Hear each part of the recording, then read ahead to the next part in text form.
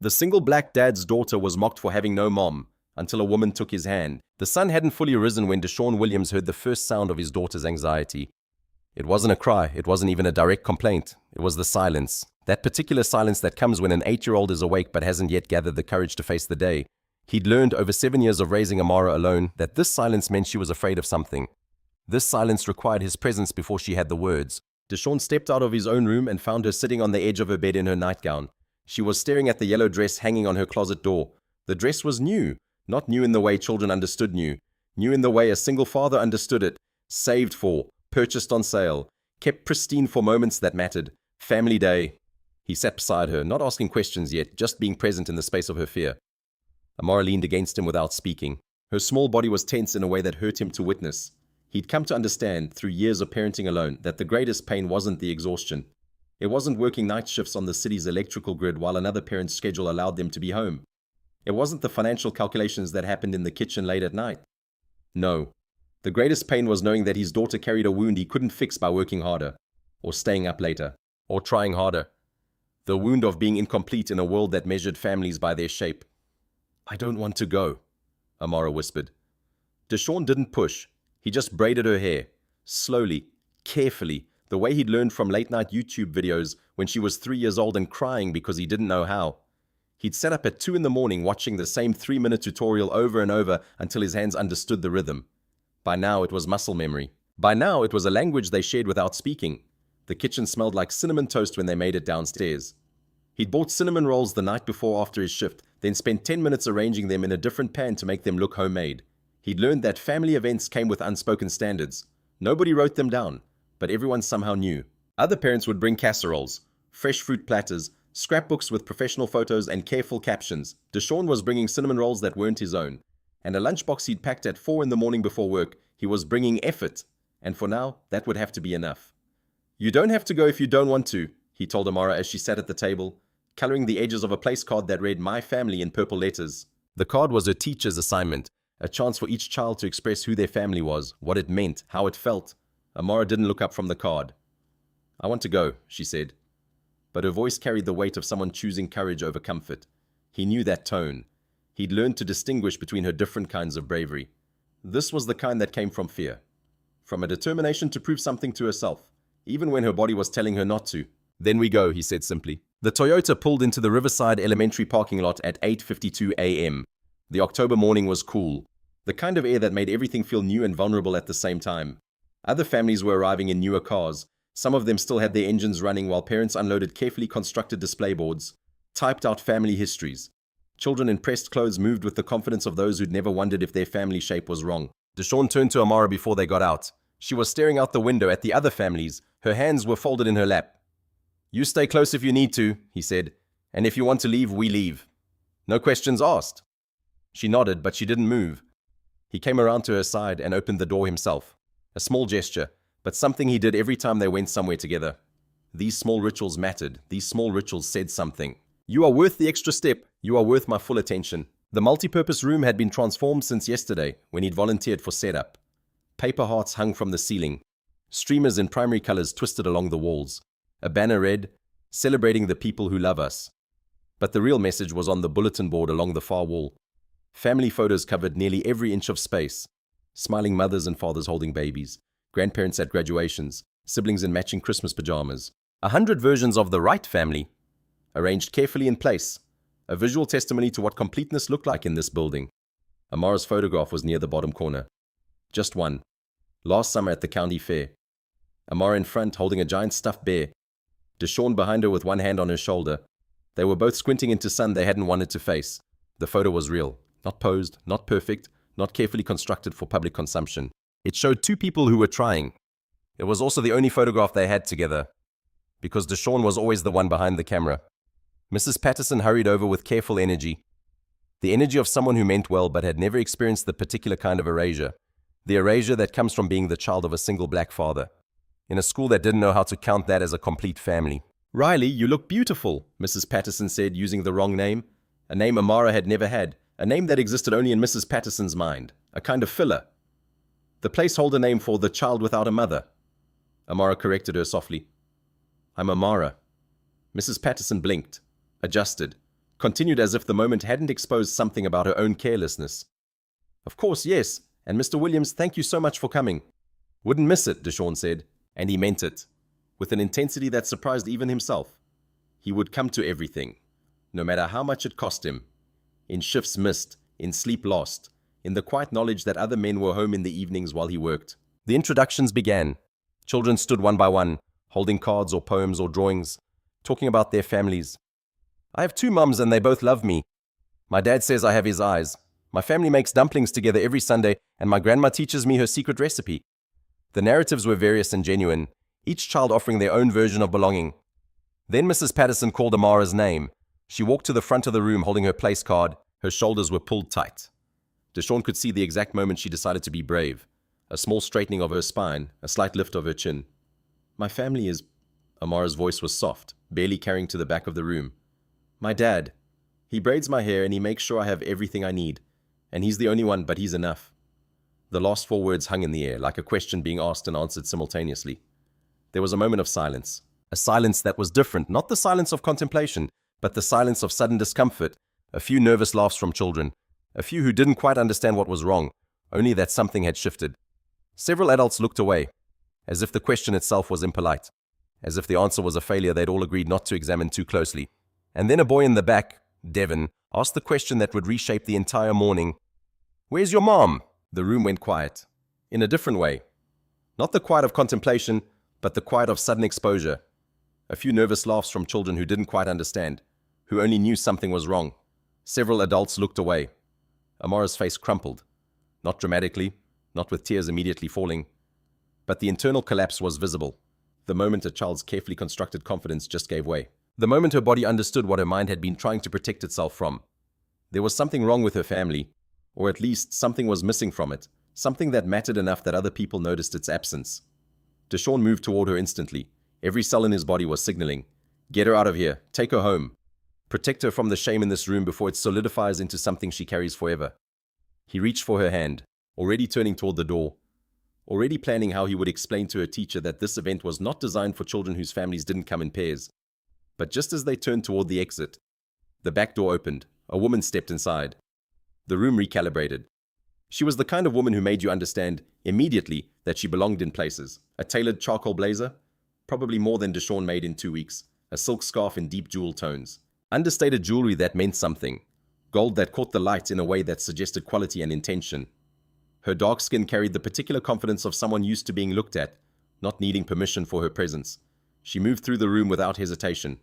Didn't stop to check in with Mrs. Patterson.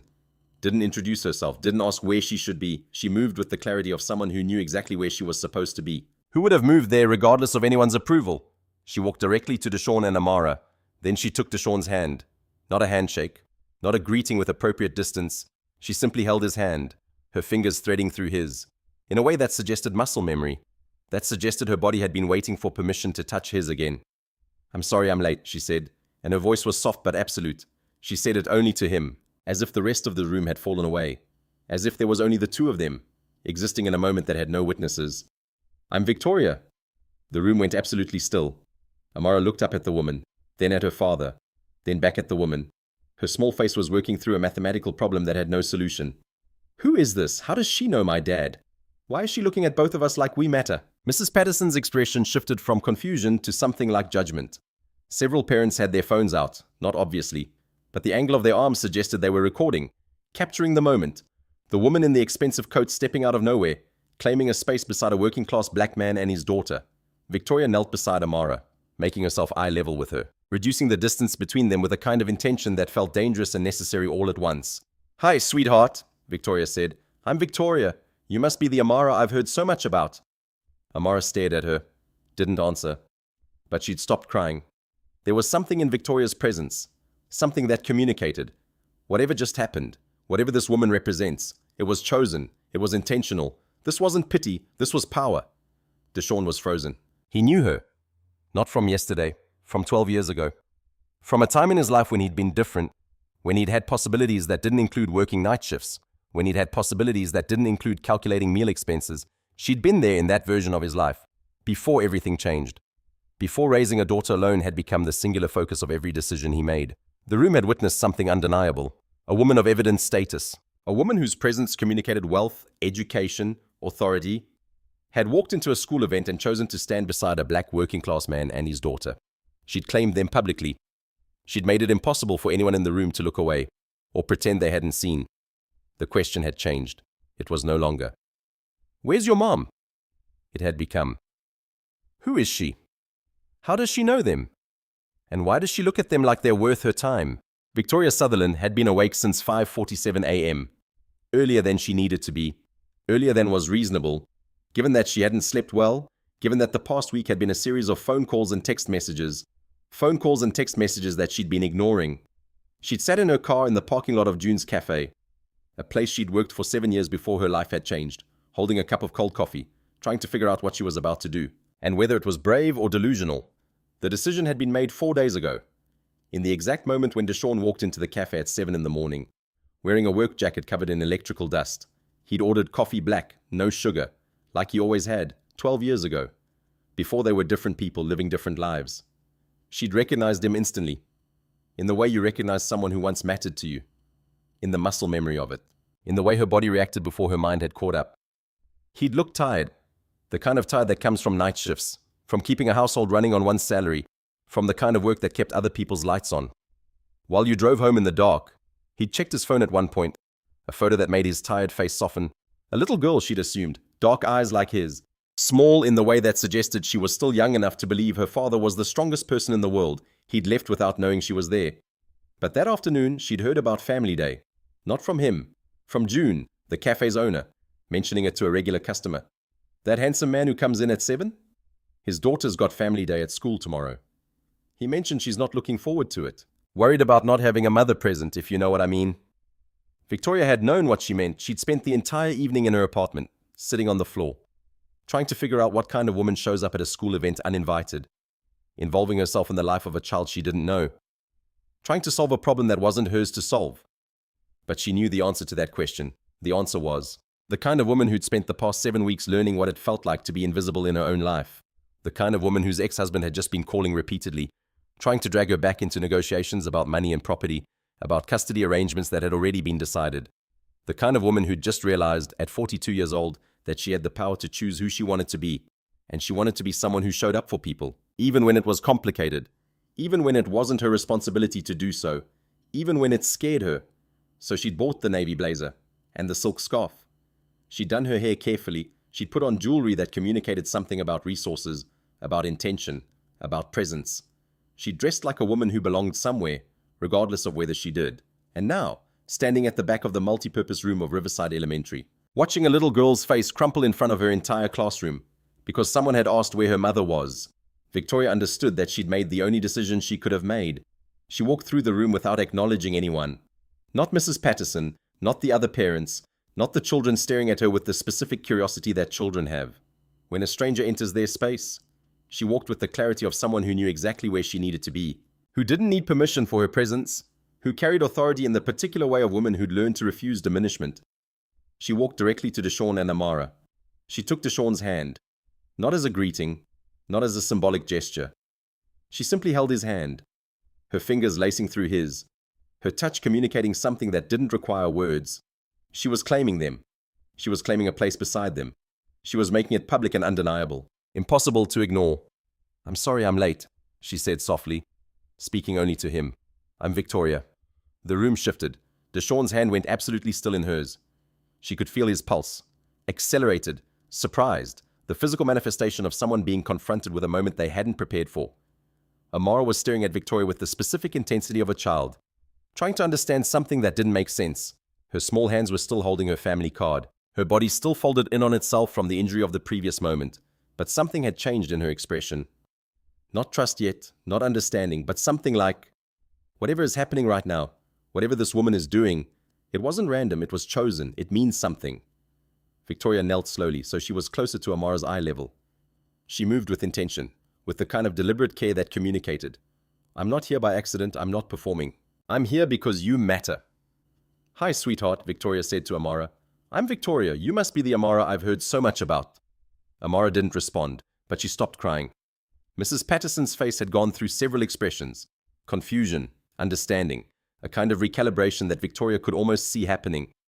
The other parents had adjusted their body language, some of them leaning slightly forward, their phones still at subtle angles.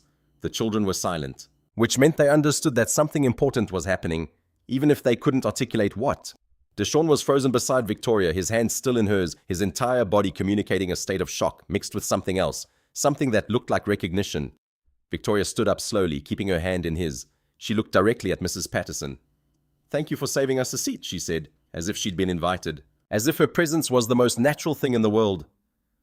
Mrs. Patterson nodded, seemed to accept this explanation, seemed to understand that Victoria had moved through some kind of boundary and claimed the other side. "Of course," Mrs. Patterson said, her voice slightly uncertain. "Would you all like to sit in the second row?" Victoria guided Deshaun and Amara toward the indicated seats, still holding his hand, making it impossible for anyone in the room to misunderstand what was being communicated. Family Day continued through the morning, with the particular momentum of institutional events, each activity following the previous one, each moment scheduled and prepared for, each transition announced by Mrs. Patterson with increasing confidence that the day was proceeding according to plan. But the plan had changed. Victoria had changed it by existing in the room, by standing beside Deshaun and Amara, by making her presence undeniable and her intention unclear. Was she family? A family friend? Someone new in Deshaun's life? No one seemed sure, which meant that everyone was trying to figure it out, which meant that Amara's status had shifted. From single-parent child to child with a mysterious woman of clear resources attending her event. It was a small reframing, but reframings could matter. By the time the children had finished their craft projects and were moving toward the refreshment table, Deshaun had separated from Amara, positioning himself near Victoria, with the body language of someone trying to figure out how close to stand to her without it being significant. Victoria pretended not to notice. She helped with the cleanup of the craft stations, moving easily among the other parents, offering to carry things, asking about their children's projects, engaging in the small talk of people who were performing family participation for each other. She was aware of being looked at. Some of the looks were curious. Some of them were confused. Several were frankly assessing, women doing the math of her clothing and jewelry, trying to figure out what her position was in relation to Deshaun, when the room was calmer, when Amara was occupied with other children. Victoria and Deshaun found themselves near the refreshment table together. "How do you know Amara's name?" he asked quietly enough that no one else would hear, but with the directness of someone who needed answers. Victoria met his eyes. "I know her father, and I care about what happens to her." It wasn't a complete answer, but it was honest. Deshaun was quiet for a moment. He looked at her more carefully, really looked at her, as if trying to match the woman in front of him, with some version of a woman he'd known before. "I don't remember you from the cafe," he said slowly. "Or maybe I do. Maybe you were—" "Behind the counter," Victoria finished. "Yeah, I've been there for 7 years. You come in most mornings." Recognition crashed over him. She could see it in his face. The moment when the pieces rearranged themselves, when the woman in front of him stopped being a stranger and became someone he'd actually been in proximity to for years, without fully noticing her, which was its own kind of painful truth. How invisible could you be in a space where you worked? In proximity to people you saw regularly, doing work that kept the space running? "You're different," Deshaun said. And it wasn't a compliment or a criticism. It was an observation. Different from 7 years ago. Different from 12 years ago, when they'd known each other, in a version of their lives that had been interrupted by circumstance, by choice, by the general trajectory of time. "So are you," Victoria said softly. There was a moment of something passing between them, an acknowledgement of the people they'd been, and the people they'd become, the different weights they were now carrying. Then Deshaun pulled back. Not physically, but emotionally. Victoria watched his face close slightly, watched him retreat into the position of someone protecting something. "Thank you for coming," he said, and his tone was formal. "But this is complicated?" "Aren't the best things always?" Victoria responded, and she meant it to be light, but it landed heavier. He didn't respond to that. Instead, he excused himself to check on Amara, leaving Victoria standing alone near the refreshment table, trying to manage the feeling of having overstepped something that she hadn't explicitly been told not to cross. But he'd held her hand. He'd let her into his space. He'd come back here, which meant that whatever was happening was something he was choosing to allow, even if he was also choosing to be cautious about it. Amara had noticed the interaction. Children see what adults try to hide. She'd been watching her father and Victoria from across the room, reading the tension between them, understanding that something was being negotiated that couldn't be talked about directly. Later, when Victoria was helping Amara wash her hands in the bathroom, the girl asked point blank, "Are you my dad's girlfriend?" There was no good answer to that question. Victoria could lie, could say something non-committal, could defer the question, or she could be honest. She chose honesty. "I'm someone who cares about both of you," Victoria said carefully. "Is that okay?" Amara dried her hands on a paper towel, taking her time with the answer, as if considering something important. "Will you leave like my mom did?" she finally asked. It was the question underneath all the other questions.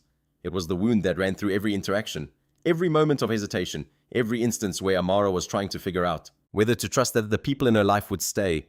Victoria could have promised that she wouldn't leave. She could have given the kind of absolute reassurance that a child wanted to hear. Instead, she told the truth. "I don't know the future," she said, "but I know I'm not here by accident. And I know I'm not here because I need a place to hide. I'm here because you matter." Amara looked at her for a long moment, then she nodded slowly, as if accepting the answer. Not because it was what she wanted to hear, but because it was the most honest thing an adult could say. By mid-morning, Mrs. Patterson had begun to make assumptions. She approached Deshaun while he was standing alone, watching Amara and Victoria work together on a painting project. "Is that Riley's mother?" Mrs. Patterson asked, and the question itself revealed the assumptions she'd made. Deshaun's jaw tightened. "A friend, that's all." But even as he said it, he was watching Victoria laugh at something Amara had whispered to her, watching his daughter lean slightly into her shoulder. In a way that communicated comfort and trust, he was lying. And Mrs. Patterson probably knew it, and more importantly, he knew it. Amara was different when Victoria was present. It wasn't just that she was happier, it was that she seemed less defended. Her posture was lighter. Her voice carried more confidence. The particular tension that she usually carried. The tension of trying to make herself fit into a shape that wasn't built for her. Seemed to ease slightly. That terrified Deshaun. He'd spent 7 years learning to be enough for his daughter. He'd taught himself her needs, learned her particular language of fear and hope, structured his entire life around protecting her. From the knowledge that she was missing something, he'd managed their story, as a story of two people who were complete as they were, and now in the presence of a woman he hadn't seen in 12 years, in the presence of someone whose own status and resources and presence communicated something about what completeness looked like. He was watching his daughter understand what had been missing. Other teachers began making comments. "It's so nice when there's a female role model present," one of them said to him, as if Victoria's presence was a service being provided, as if the gap she was filling was something that Deshaun should be grateful for her attention to. "Children really benefit from having both perspectives," another adult offered, in the kind of tone that communicated concern wrapped in judgment. "It's wonderful for Amara to see a strong woman engaged in her education," Mrs. Patterson said, and the language itself, the way she'd begun to integrate Victoria into the narrative of Amara's schooling, as if Victoria had been invited here to provide something that Deshaun lacked, made Deshaun's skin prickling with something between gratitude and resentment. He wanted Amara to have positive influences, but he also wanted to be enough. He wanted the shape of their family to be sufficient, and he was suddenly, painfully aware that what he wanted might not be what was actually true about the world his daughter inhabited. Around 2:15 p.m. his phone buzzed. The text came from an unknown number. "Tell my wife I'm handling the settlement. Tell her to call me. This isn't finished." Deshaun's stomach dropped. He recognized the reference, even without the name attached. He forwarded it to Victoria anonymously. "Everything okay?" She didn't respond for 20 minutes. When she did, her message was brief. "I'll handle it." 3 words that communicated everything. 3 words that told Deshaun that whatever was happening, whatever the woman who'd shown up at his daughter's school event was dealing with, in her own life, it was complicated and ongoing and potentially dangerous. He moved closer to where Victoria and Amara were, without announcing it, without explaining the shift. His presence shifted from protective father to protective person, and Victoria noticed it. He could see the moment she recognized what was happening, the moment she understood that by involving herself in his life, she'd made him involve himself in hers. The understanding passed between them without words being necessary. The rest of Family Day proceeded with the particular tension of an event, where something underneath the surface has shifted. But the institutional machinery keeps moving forward anyway. Children continued their activities. Parents continued their conversations. Mrs. Patterson continued facilitating the morning schedule. But the energy had changed. Victoria stayed until the very end, helping to clean up craft stations, organizing supplies, moving with the easy confidence of someone who belonged in institutional spaces. Other parents watched her. Some of them seemed to recognize something about her, the markers of education, of resources, of a particular kind of social standing. One of them, a woman named Patricia, actually asked, "What do you do, if you don't mind my asking?" Victoria answered smoothly, "Commercial real estate development." "Nothing interesting?" "Mostly property management and acquisition." The woman nodded as if this explained something, as if understanding Victoria's professional standing clarified her purpose and presence. As the event was winding down, as parents began gathering their children and making their way toward the parking lot, Victoria's phone began to buzz. Call notifications from a number registered in her phone as H. She silenced it. Then another call came through and another. When she finally checked the messages, there were 3 texts waiting. "You're making a mistake. We're not done. Your lawyer is stalling. I'm not going to let you lock me out. Tell her to stop the settlement conversation, or I'm coming to find you and we can discuss this in person." Victoria's entire body went rigid. Deshawn saw it happen. He watched her face shift from present to somewhere else, watched her shoulders tighten, watched her slide the phone back into her pocket, with the kind of controlled motion that communicated she was managing something actively. He touched her arm lightly. "You okay?" She turned to him, and for a moment her composure fractured just slightly, enough for him to see the fear underneath it, the weight of something that was actively pursuing her. "It's fine," she said, which was clearly not true. "Everything's handled." But they both knew it wasn't as they walked toward the parking lot, as other families dispersed into their cars and their lives. Victoria apologized. "I'm sorry for the complications I brought into this," she said quietly. Deshawn didn't accept the apology. "Don't be sorry you showed up for my daughter. Be honest about what's coming." Victoria nodded, understanding that she'd already crossed some kind of line, understanding that by choosing to involve herself in Deshawn's life, she'd made him complicit in her own struggles. "There are some things I'm dealing with," she admitted, "things that might not be finished." "What kind of things?" Deshawn asked. And the edge in his voice surprised both of them.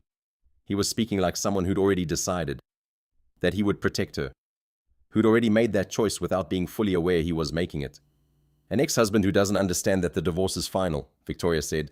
"Someone who believes that he still has leverage, in situations where leverage no longer exists." Deshawn's expression shifted. "Is he dangerous?" "He's controlling," Victoria said, "which to him is the same as powerful. But I don't think he'll hurt anyone physically. He'll just try to take things that matter."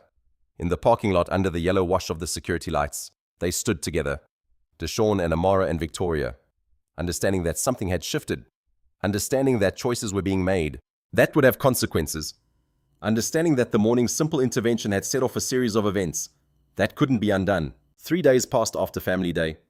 3 days in which Deshawn and Victoria didn't communicate. Beyond the text messages he sent to check on whether things were okay, and she answered with the kinds of responses that suggested she was managing something difficult in silence.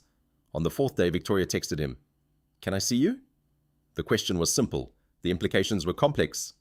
Deshawn arranged for his neighbor to watch Amara after school. He told her it was a work-related meeting, which was technically not true, but also not entirely false.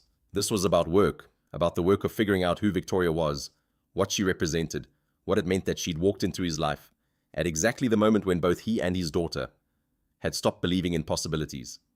They met at a coffee shop that wasn't June's cafe, neutral territory, somewhere they couldn't be observed by people who knew Deshawn's story, or Victoria's present situation. Victoria was already there when he arrived, sitting at a corner table, both hands wrapped around a cup of coffee that she hadn't touched. "Thank you for coming," she said when he sat down. "You said you wanted to see me," Deshawn replied. "So I'm here." Victoria took a long breath. "I need to be honest about some things." "Okay," Deshawn said, and he steeled himself for whatever was coming next. "I shouldn't have shown up at your daughter's school without asking you first," Victoria began. "I knew that coming would complicate everything. I did it anyway because I was selfish. I was selfish because seeing you reminded me of something I thought I'd lost, and I wanted to prove to myself and to you that I wasn't the person who disappears when things get difficult." Deshawn listened without interrupting. 12 years ago we knew each other," Victoria continued, "and life happened, and we became different people living different lives. But when I saw you at the cafe, something I'd buried a long time ago just woke up. I wanted to be the kind of person who shows up for people, instead of running away from them. And your daughter seemed like a place to start proving that to myself." "Is that why you came?" Deshawn asked carefully. "To prove something to yourself?" "It started that way," Victoria said, "but it changed. By the time I walked into that room, by the time I saw your daughter's face, it wasn't about proving anything to myself anymore. It was about showing up for her, and for you." Deshawn felt something in his chest shift, a wall he'd built and maintained for years, a wall constructed to keep out the possibility of wanting things that couldn't be safely wanted. "Are you sure?" he asked quietly. "Because Amara's already looking at you like you're a possibility, and I can't let her hope for something that isn't real." Victoria met his eyes directly. "I'm terrified," she said, "but I'm sure. I'm sure because I've spent 42 years making myself smaller for other people's comfort. I'm sure because these past few weeks are the first time in a long time that I've felt like I was actually choosing my own life. And I want you and Amara to be part of that choice. And if it gets harder, Deshawn asked. With your ex-husband. With whatever's coming. Then I'll still be here, Victoria said, or I'll leave honestly and tell you both why. But I won't disappear. I'm done disappearing. Deshawn reached across the table and took her hand. Not romantically yet, but with intention, with commitment. They sat in silence for a long moment, hands connected, understanding that they'd just made a choice that was going to reshape both of their lives. Amara asks about you every day, Deshawn finally said, whether you're coming back. I'm coming back, Victoria said simply, not because I have to, because I want to. The days that followed were strange. Strange in the way that periods of calm before crisis are strange. Victoria and Deshawn began actually spending time together. Real time. Not just the accidental proximity of the school event. Amara began to relax slightly. Began to understand that Victoria was someone who returned. Someone who kept promises. Someone who existed in her life on a regular basis. But underneath the surface, Victoria's phone kept buzzing. Phone calls came through at odd times. Text messages arrived in rapid succession. The pattern was familiar enough that Deshawn could read what was happening. Without Victoria having to explain it, her ex-husband was escalating. He was running out of tools to control her. And that scarcity was making him more aggressive. One evening, while Victoria was helping Amara with homework, her phone rang. She silenced it. Then it rang again and again. When she finally checked the messages, there were 5 missed calls and 7 texts waiting. He's in town, Victoria said quietly. I think he's trying to intimidate me into reopening settlement conversations.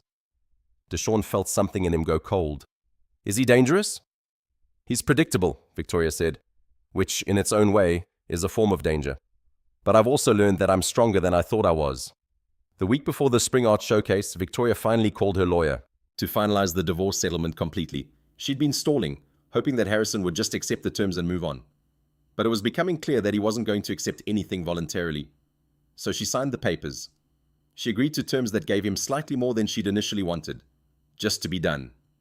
And she told her lawyer, make sure he knows that this is final. There's no negotiation after this. There's no leverage left. She'd given up some property to buy her peace. It seemed like a worthwhile exchange. One evening, about a week before the Spring Art Showcase, Amara asked Deshawn a question that he'd been dreading and expecting in equal measure. Is Victoria going to be my mom? They were making dinner together. Something they did most nights. Something that had become a ritual of their time together.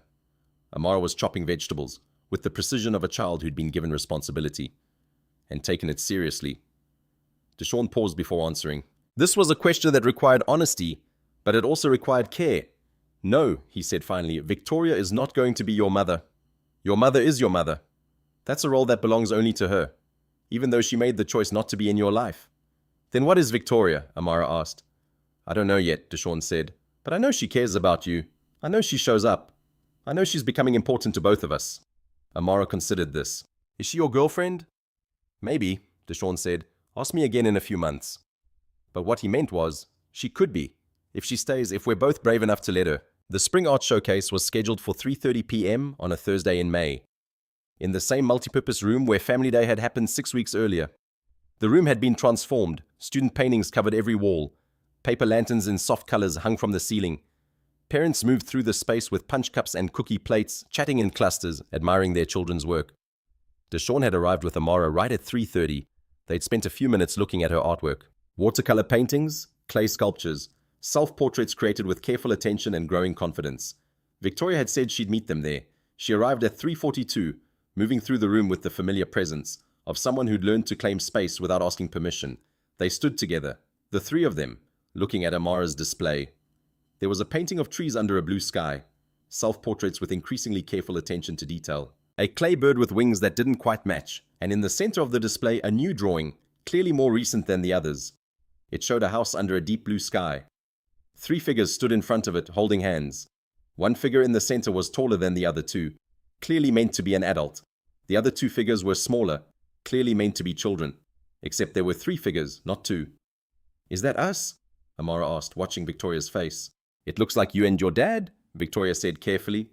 There's 3 people, Amara said. I drew the 3 of us.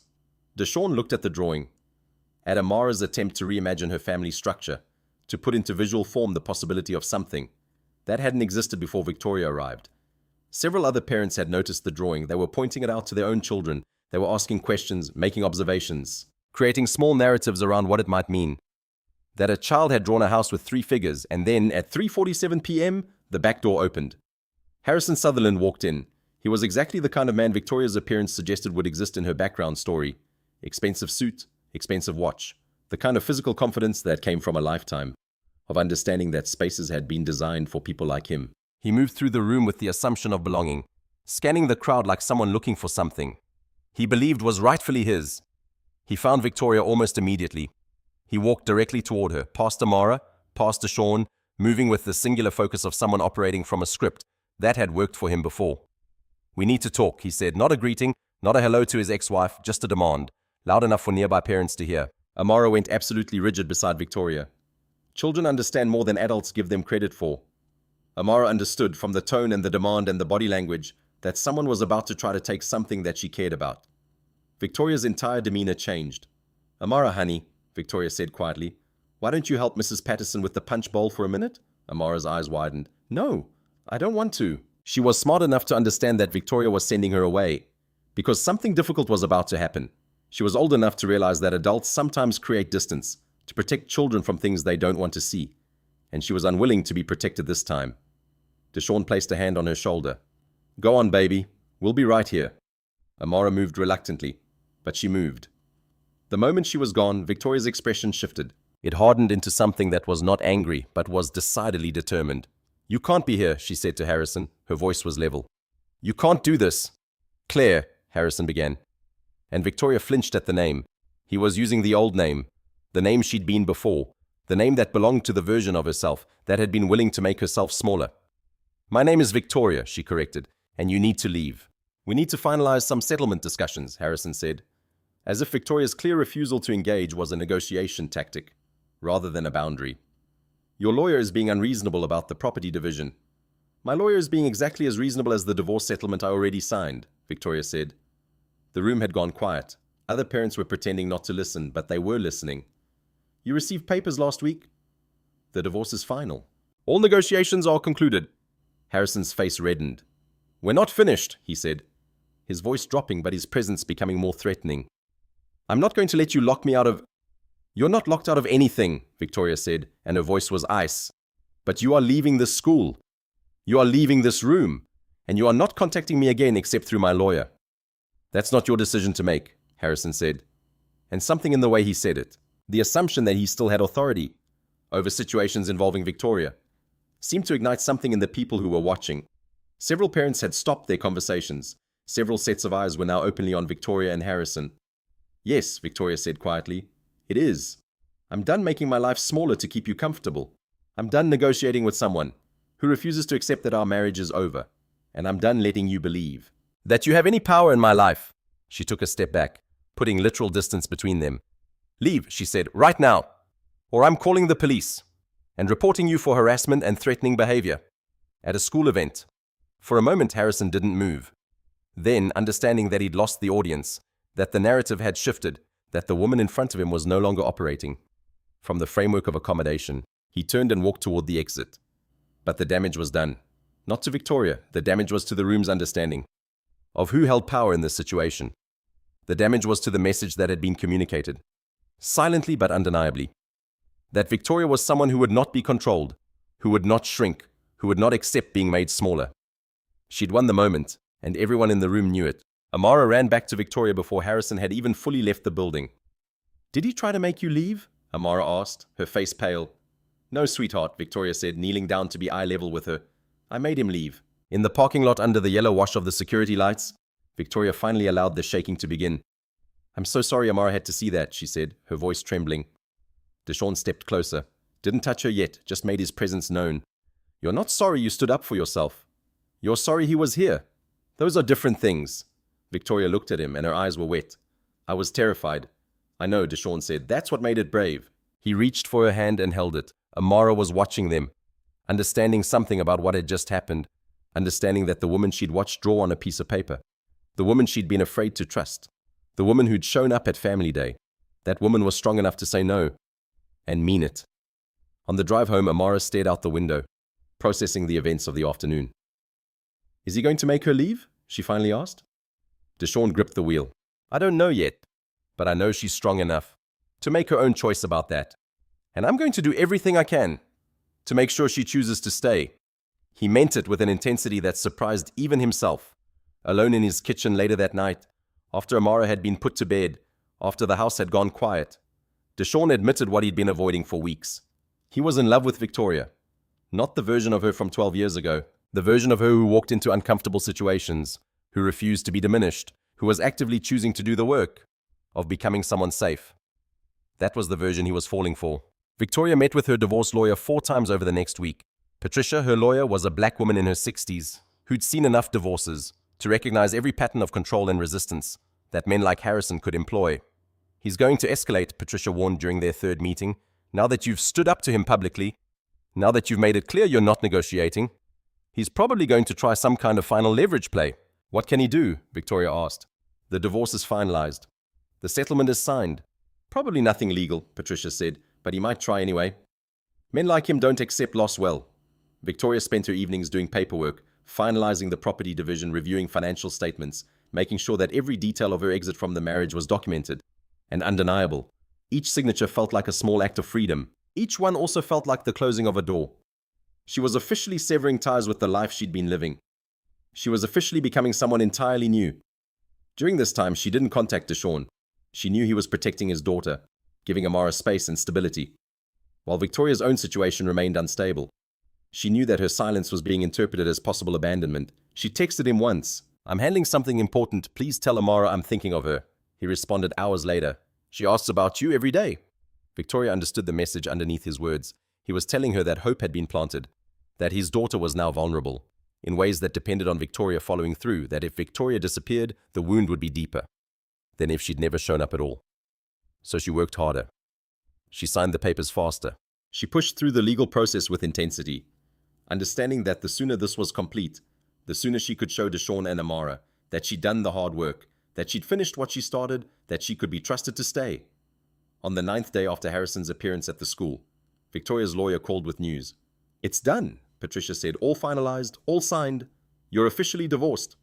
And your ex-husband has been advised that any further contact regarding financial or property matters will result in legal action for harassment." Victoria hung up the phone and sat alone in her apartment, understanding that the last thread connecting her to her old life had been severed. She was free, and more importantly, she was available, not as an escape or a refuge, but as a choice. She could choose to be in Deshawn's life now, not because she was running from something, but because she was running towards something, running toward the possibility of being part of a family, running toward the possibility of mattering to people who mattered to her. Deshawn opened the door to find Victoria on his porch on the evening of the 9th day. She was wearing a black coat, her hair pulled back, a manila envelope tucked under one arm. She looked exhausted but different, not fragile, but decided. "Can we talk?" she asked. He stepped outside, pulled the door almost closed behind him, protecting Amara from hope that might disappear. Victoria held out the envelope. "Final property release," she said. "Final financial settlement." "Everything is signed and completed as of yesterday." Deshawn took the envelope. It was heavier than it looked, heavy with what it meant. Not just a divorce finalized, but a woman who'd done the hard work, who'd followed through, who'd made a choice to build a life on her own terms.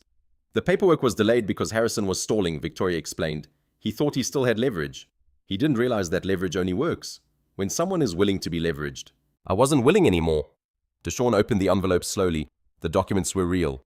Dates, signatures, the official end of a legal marriage. "That should matter to me how?" he asked, though he already knew the answer. "Because I promised you I would finish this," Victoria said. "Because I meant it. Because I'm not asking you to pretend none of this happened. I'm asking if I can come inside."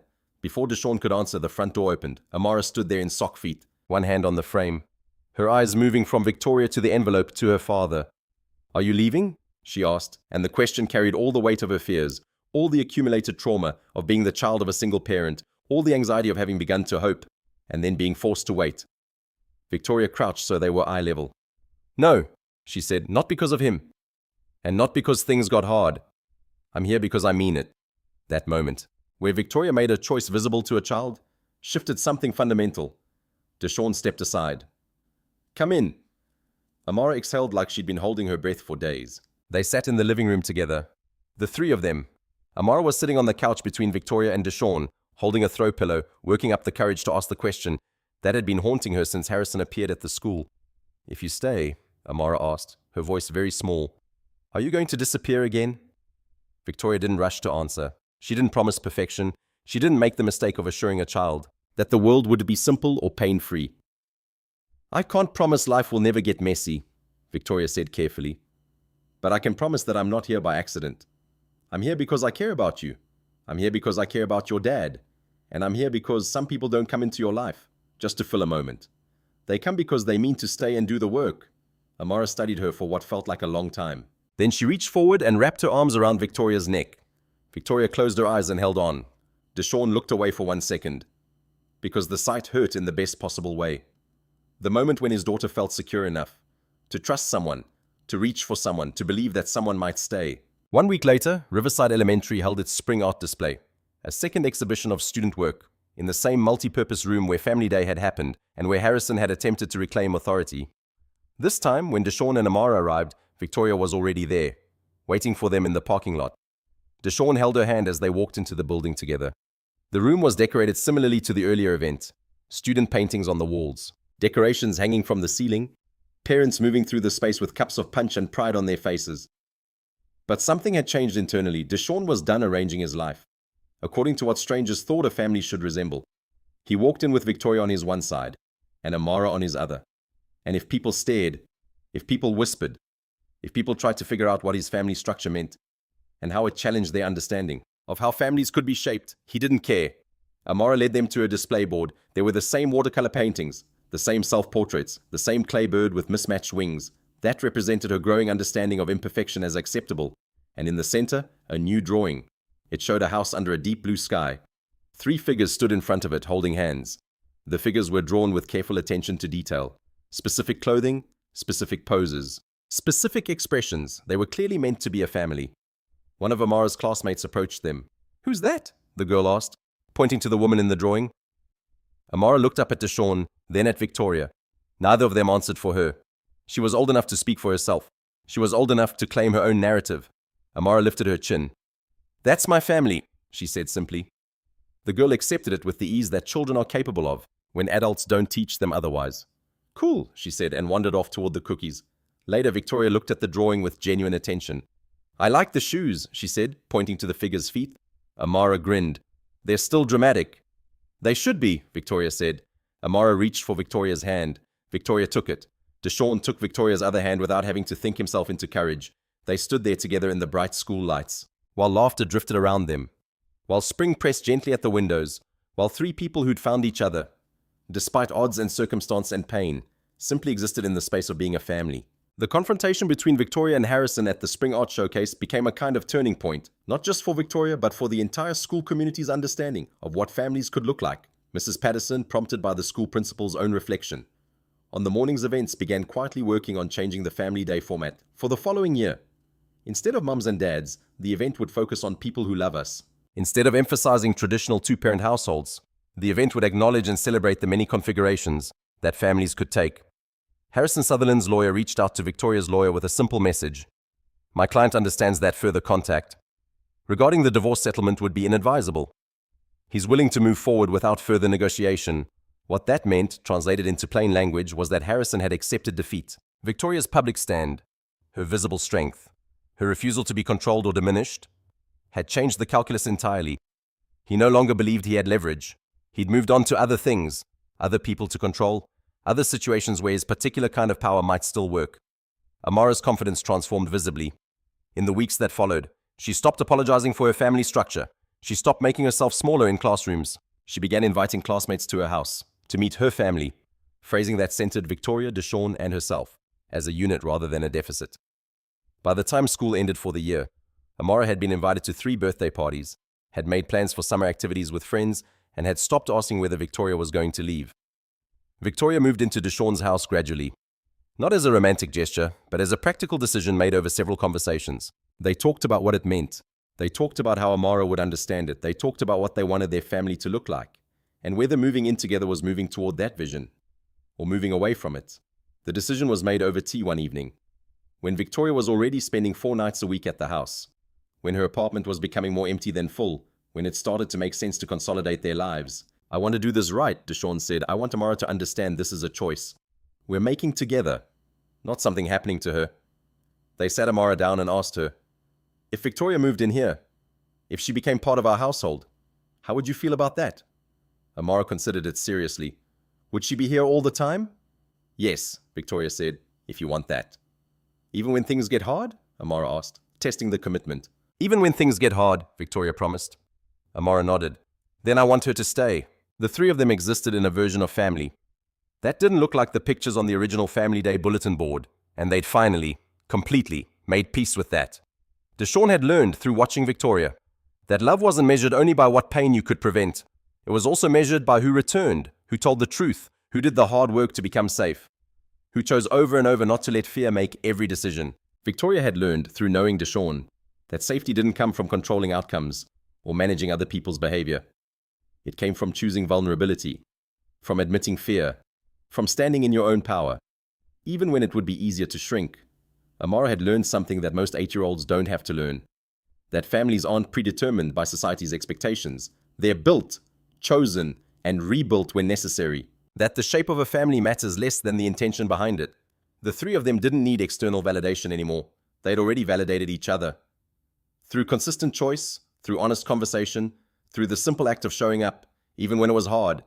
Deshawn would sometimes stand in their kitchen in the early morning, before work, before school, before the day's demands, and watch Victoria make coffee while Amara colored at the table. He'd think about all the ways this version of his life was different from the version he'd been living a year ago. A year ago, he'd been protecting his daughter from hope. He'd been managing his own loneliness. By telling himself that his family was complete as it was, he'd been working night shifts and coming home to an apartment that was clean and organized and utterly empty of possibility.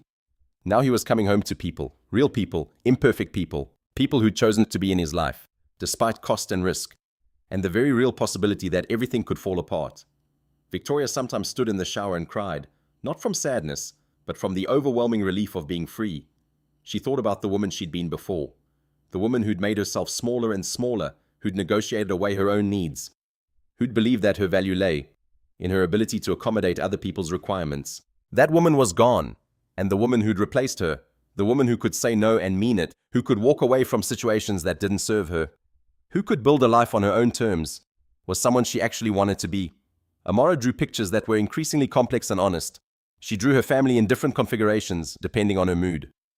Sometimes Victoria was holding her hand, while Deshawn looked on. Sometimes the three of them were standing under an umbrella during a rainstorm. Sometimes they were sitting around a table, eating a meal that Victoria had cooked, laughing at something that wasn't funny, except that it was funny because they were together. The pictures showed what Amara understood about her family. It was resilient, it was chosen, it was unconventional, it was real. Deshawn had spent 9 years believing that being a good father meant protecting his daughter from loss and complication. But standing in his kitchen one morning, with Victoria making breakfast and Amara still half asleep at the table, he understood something deeper, something that shifted his entire understanding of what protection actually meant. The protection he'd offered was real but incomplete. It wasn't until someone else chose to stay, actually chose, despite cost and risk and vulnerability, that his daughter learned the most important lesson a child can learn. That love isn't a story written for you by circumstance or bad luck or the shape of your family. It's a story you write together with people brave enough to show up. Victoria had moved through the world her whole life believing that power meant control. Control of situations, control of people, control of outcomes. Harrison had taught her that control was fragile, that approval was temporary, that no amount of managing other people's comfort could create genuine safety. But Deshawn showed her something different. That power also meant the ability to choose vulnerability, to admit fear, to stand in your own truth even when it would be easier to shrink. That was the kind of power she'd been searching for her entire adult life, and she finally found it in a kitchen in a working-class neighborhood, standing beside a man who'd never tried to make her smaller. Sometimes a family doesn't begin with perfection or traditional structure. Sometimes it begins the moment someone, exhausted, scared, but committed, decides that staying is harder than leaving, and chooses to stay anyway. Deshawn, Victoria, and Amara weren't a fantasy family. They were something better. They were real, chosen, and unshakable. They were proof that families could be built by people willing to do the work. They were proof that love could look like reaching out, when everything in you wanted to pull back. They were proof that sometimes the most powerful act in the world is the simple choice to show up, again and again, for people who matter.